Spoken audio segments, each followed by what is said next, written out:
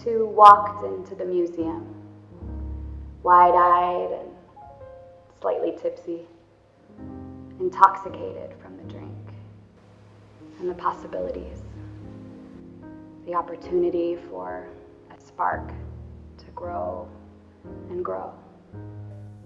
They walked through the corridors of the space, the walls filled with art of every kind.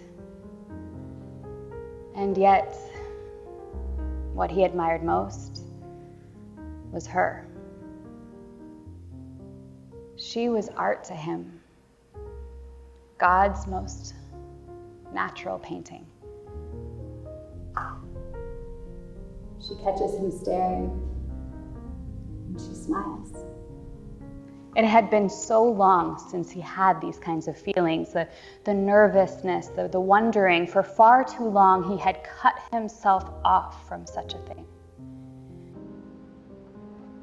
If it takes thousands upon thousands of hours to master a skill, then surely he had mastered the skill of being single.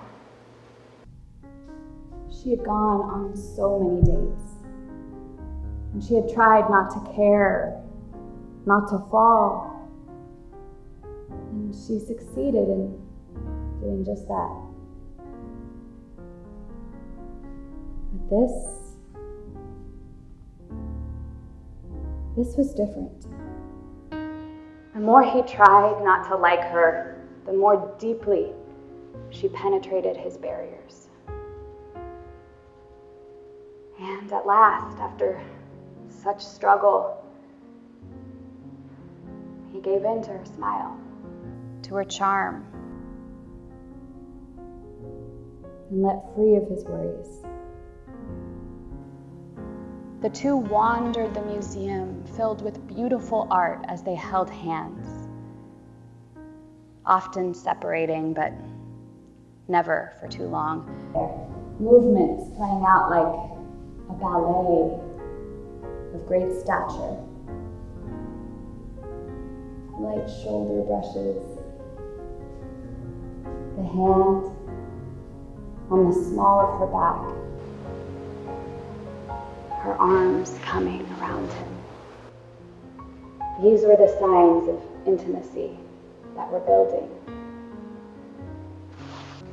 These were the makings of love songs and poetry.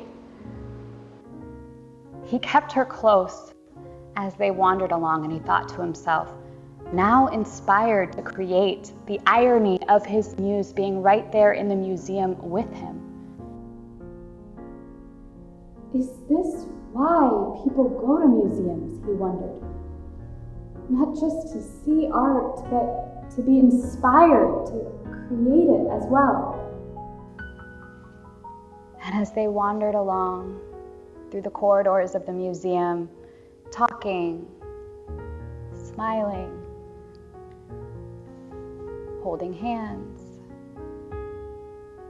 and laughing, and he looked up and he saw the same from everyone else, of different race, color, sexuality.